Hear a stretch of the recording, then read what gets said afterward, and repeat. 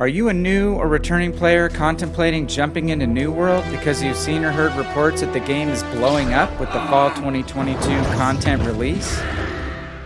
VannKraken here, and in this video we're going to cover 5 ways that the enhanced character leveling experience in New World blows the old version out of the water surrounding the mysterious island of Eterno.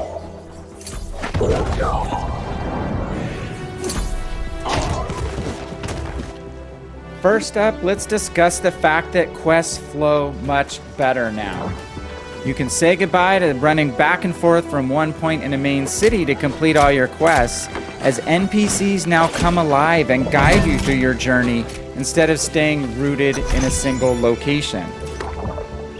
When you wash up on the beaches of Eternum, you'll be introduced to Grace O'Malley, a spunky and economically motivated pirate who will become your traveling companion in your initial days on the island. Grace will be a familiar face as you complete your first 25 levels of the main story quest, and now New World respects your time by grouping side stories for extra character XP along the same path that you'll travel with her.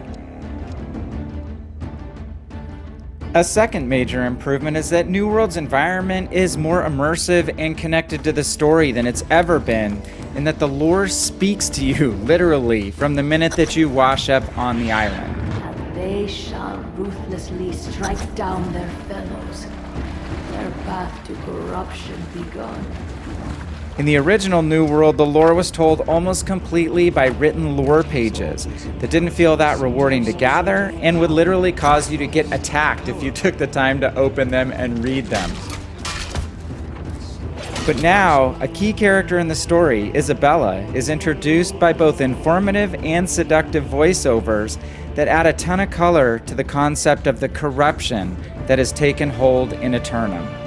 The story has always been there, but it's been easy to miss if you didn't take the time to read a bunch of scattered note pages. Furthermore, the starting territory environments have also been changed to support the introduction of 2 new characters, Sir Gawain from Arthurian legend in Monarch's Plus, and mythological sorceress Medea being added to Windsworth.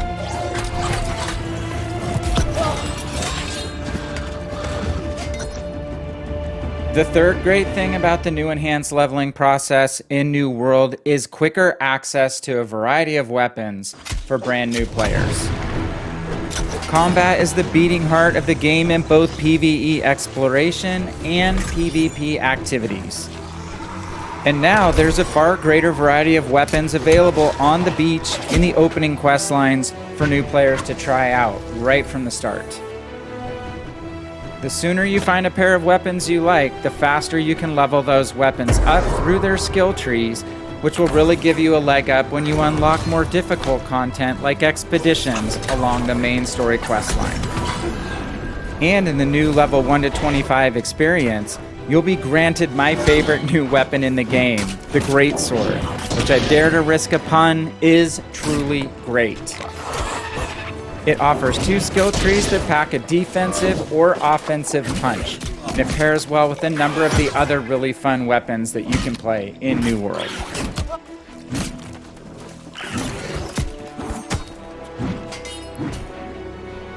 Moving on to the fourth great thing about the new enhanced leveling process is that factions, the unique groups in New World that set up PvP content and political intrigue, get a major boost.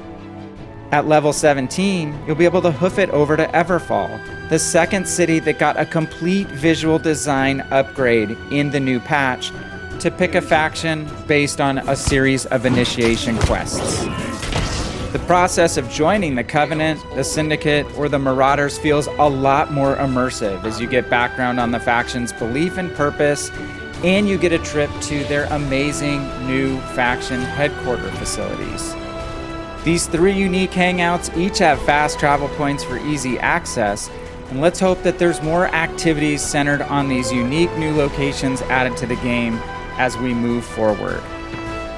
New World's factions are both unique and important, as they drive a lot of the PvP and territory control activities within the game. So it just feels better that there's a greater purpose and sense of connection to this revised faction recruitment process. And now for number 5, perhaps the most important thing about New World's enhanced leveling process is that it feels faster and smoother than ever before. There have been a lot of positive changes that Amazon Gaming Studios has made to New World over the past year, but it seems everyone wants to get to level 60 as quickly as possible, and now that process is much quicker and more streamlined. In fact, just doing a handful of side story quests, some faction missions, or going on some resource gathering runs will put you way over the benchmark character levels required by the main story quest. Building up your character XP, gathering skills, refining and crafting skills, and even the new music profession feel really rewarding when compared to the old leveling experience. Just about everything you do with your character in-game helps you to level and progress. So what's the verdict? These 5 amazing changes to New World's enhanced leveling process make it the best time ever to start your journey in Eternum. You'll see some awesome new sights, you'll level your character faster than ever before, and you'll have a chance to connect to the story and lore of New World in an entirely different way.